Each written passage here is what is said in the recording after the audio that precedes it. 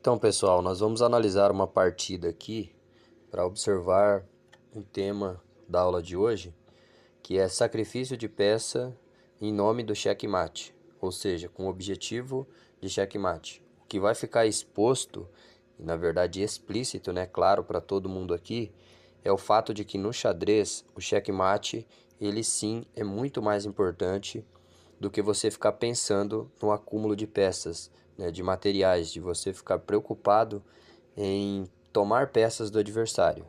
Na realidade, no xadrez, tomar peças do adversário simplesmente faz parte de uma proposta estratégica para você ter espaço no tabuleiro e poder cercear o espaço do rei adversário, ou seja, impedir que esse rei tenha casas de fuga e assim você consiga, né, realizar o checkmate no seu adversário.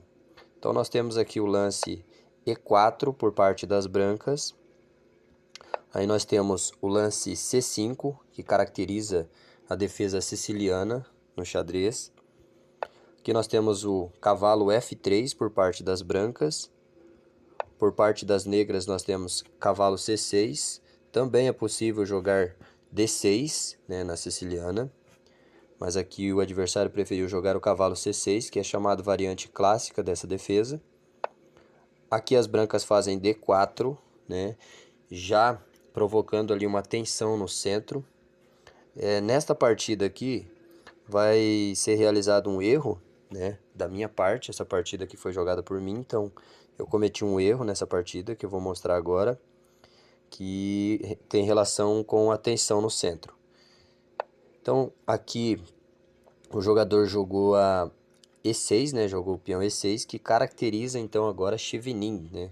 Variante Chevenin da defesa siciliana. Aí eu capturei esse peão, né?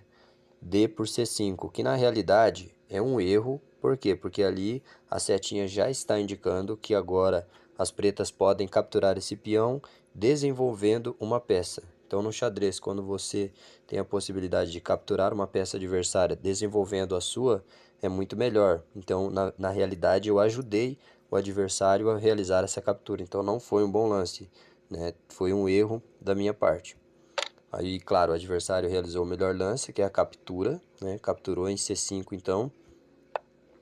Aqui para você ver, está também indicando ali, né? O computador está indicando para desenvolver o bispo em C3, né? Desenvolvendo as peças. Eu desenvolvi o cavalo para C3, que não é, né? Ali bispo D3 na realidade, né? Eu desenvolvi o cavalo para C3, que também é considerado o melhor lance da posição. Aqui o adversário desenvolveu o cavalo para F6, atacando esse peão central, né? Perceba que o cavalo está atacando o peão aqui de E4, mas esse peão ele está defendido, né, pelo cavalo de C3. Então não é uma boa ideia capturar o peão, porque senão as pretas perdem um cavalo nessa troca. Aqui então eu coloquei dama E2, porém não foi um lance muito bom. Dama E2 não foi um lance adequado, né? Ainda assim, o que a máquina, né, o computador pede, aqui então é o bispo D3. Mas eu fiz dama E2. Meu adversário cometeu um erro, jogando o cavalo C4, né? Ele está de olho nesse peão aqui, que agora tem dois ataques, né? Então ele quer ganhar um peão, porém aqui a gente vai analisar que a ganância do adversário vai levar ele a se prejudicar, né? Então eu segui aqui, vamos dizer, ameaçando o cavalo com H3. Então aqui é um lance excelente, né? Provoquei então ali uma reação do meu adversário, se ele vai realmente capturar ou se ele vai recuar. O melhor lance para o adversário então é recuar, como está indicando ali. Porém, ele realizou a captura com o bispo, que é um erro. Eu tirei o meu rei, né, do cheque, e aí ele deu mais um cheque. É o melhor lance dessa posição, só que eu tenho o meu bispo para capturar esse cavalo. E a gente vai perceber que na captura, aqui nas trocas que ele tomou com o bispo, eu tomo o bispo dele. E o que aconteceu no final? Ele veio atrás desse peão, né, no começo ali. Observe bem, ele ficou ganancioso pelo peão, né, por esse peão aqui.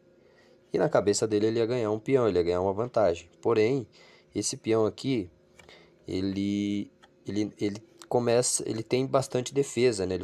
As brancas têm recurso para recuperar a peça. Então aqui você vê que ele deu cheque, eu tinha o bispo, ele tomou e eu tinha a dama ali. Essa é a importância da dama não ter sido desenvolvida muito cedo. Ela fica ali numa função de proteger as peças que estão em volta dela. Então todas as casas, todas as peças que estão em volta, ela serve como uma super protetora. Por isso, o fato da dama não ser movimentada muito cedo no jogo. Meu adversário fez o melhor lance da posição, que é o roque, né, o roque menor. Eu então, nesse momento, fiz o melhor lance da posição, que é desenvolver o bispo para D3. O meu adversário fez A6. Ele estava preocupado, então, com o cavalo vir aqui para essa casa de B5, né? Então, ele estava preocupado com esse cavalo, porque depois esse cavalo pode vir para cá, né? Dando um duplo, não, atacando o bispo, né? E, ao mesmo tempo, um cavalo muito bem colocado, então ele acabou se preocupando com essa manobra do cavalo e jogou A6, né, para proteger essa casa para o cavalo não vir. Eu joguei então E5. Notem que esse peão de E5 ele vai ser muito importante na partida, né? Esse peão aqui ele vai ser muito importante, vai ser decisivo na realidade. Aqui o meu adversário jogou B5, que é considerado uma imprecisão, né? Uma imprecisão não é um erro, mas não é o melhor lance a ser realizado. Só significa que o computador considera que não foi o melhor lance, mas não é de fato um erro. Aqui eu cometi um erro que é considerado um erro crasso, né? Eu não sei exatamente, né? O que eu pensei foi o seguinte: quando o rei captura, o cavalo dá cheque, né? Mas o rei tem como ficar fugindo aqui. Eu não tinha claro exatamente o que eu ia fazer, mas esse sacrifício aqui eu quis colocar o rei num tema de mate, porque depois eu iria passar a dama para cá, né? Ia dar um jeito de passar a dama, né? Então assim, quando o rei captura, eu jogo o cavalo, dou cheque no rei, né? E aí depois eu começo a trazer a minha dama, né, para cá e cercar o rei adversário, né? Para cá, por exemplo, né? Não aqui no meu peão, mas fazendo uma manobra de dama para cá. O adversário aqui ficou com medo e ele cometeu um erro crasso, né? Um erro crasso, pessoal, que está dizendo aqui, é quando o jogador comete um erro muito grave, né? Um erro gravíssimo, que é até tão grave que você pode perder a partida a partir desse erro. Eu joguei o cavalo G5, não foi considerado o melhor lance, aqui é considerado uma imprecisão. E o meu adversário devia ter jogado aqui o F6, né? Peão F6 atacando o meu cavalo. E ele estaria ao mesmo tempo atacando o peão e o cavalo, né? Mas ele não jogou. Ele jogou G6, né? Ele ficou preocupado talvez com a segurança do rei, só que ele começou a enfraquecer algumas casas escuras ali. Eu joguei a dama então G3, né, trazendo a dama para perto do rei.